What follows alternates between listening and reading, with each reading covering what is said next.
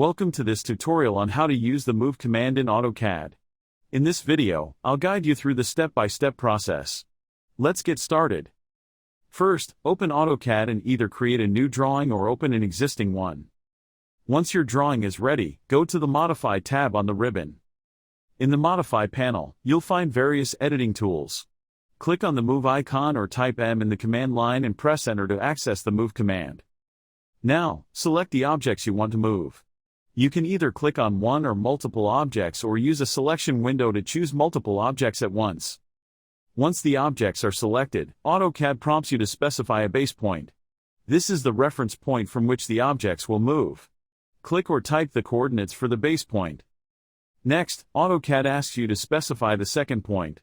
Move your cursor to the desired position, click, and the objects will be moved accordingly.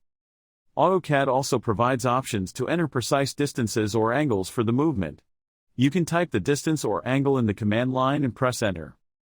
Lastly, press Enter to finalize the move operation. And there you have it. You've successfully used the Move command in AutoCAD. Feel free to explore other editing tools in AutoCAD to modify or adjust your objects further if needed. I hope this tutorial has been helpful in mastering the use of the Move command in AutoCAD. If you have any questions or need further assistance, please feel free to ask. Thank you for watching. Practice using the Move command in AutoCAD to enhance your drafting skills. Stay tuned for more tutorials and have a great day.